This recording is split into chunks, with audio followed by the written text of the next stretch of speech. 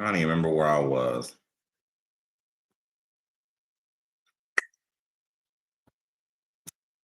Boo, boo, boo, boo, boo. Mhm, mhm, mm. Okay. Well, there are a number of non-canonical texts that are collectively known as the Pilate Gospels. These would include the Gospel of Nicodemus that I just mentioned, which is sometimes titled the Acts of Pilate, because Pilate plays a pivotal role in the first part of it, along with such apocryphal books as the letter of Pilate to Herod, the report of Pilate, and the handing over of Pilate. What's striking in these accounts is that as time goes on, Pilate comes to be increasingly exonerated in the death of Jesus.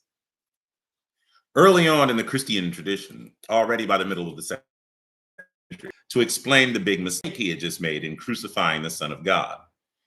A version of such a letter was produced at a later time by a Christian author. This is the 4th or 5th century report of Pilate, where he tells the emperor that he was not at fault for the death of Jesus. He was forced to execute him by the entire multitude of the Jews, even though they could not convict him of a single crime.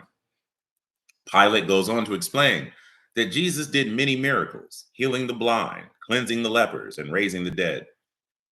Jesus, in fact, showed himself to be more powerful even than the gods that the Romans themselves worshiped. The Jews, however, threatened to stir up a rebellion against Pilate, and so he had to crucify the Son of God. But Jesus then had his vengeance. All the synagogues of the unbelieving Jews in Jerusalem were destroyed, and the Jews were engulfed in flaming chasms in the earth. This is a terrifically this is a terrifically interesting document that relates a very negative memory of the Jews, though obviously a more positive memory of Pilate. But is either memory accurate?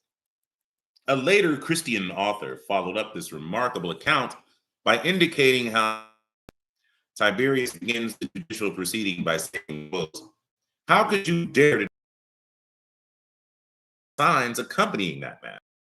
By daring to do this wicked deed or none of this," and tells Pilate that it was clear from the signs Jesus did that he wore from fault. It becomes clear that Pilate himself deeply regrets what he did, and he insists that his death, his hand was forced by the voucher Jews. More than that, he has come to believe it. Yeah, you can hear me. Where was I? Before the executioner wields his sword, Pilate prays to Jesus for forgiveness, and a voice comes from heaven telling him, quote, "All the races and families of the nations will bless you, because under your rule, everything spoken about me by the prophets was fulfilled." Pilate, in fact, will appear with Jesus when he returns at the second coming, to judge the tribes of Israel. When the executioner then chops off Pilate's head, an angel of the Lord descends and takes it up to heaven. What a remarkable tale.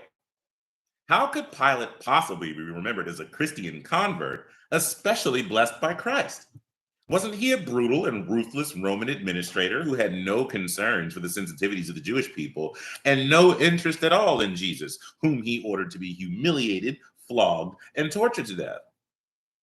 Yes, that's who he may have been in history, but it's not who he was in the memory of early Christians.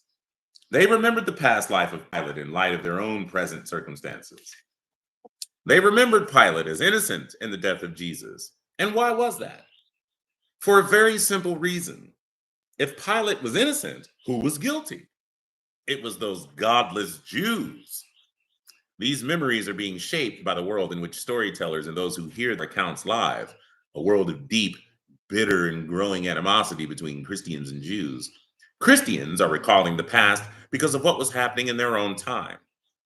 I'm afraid we all do that to one degree or another. But did early Christians have frail, faulty, or even false memories also of Jesus? No. Memories of the birth and early life of Jesus. I'm gonna pause right there so y'all can see what book this is. Oh shit, look at that. Everything's in the right order. Well, now I got to turn my hat this way. Yeah, that's better. Bart Ehrman's Jesus Before the Gospels. That's Donnie B.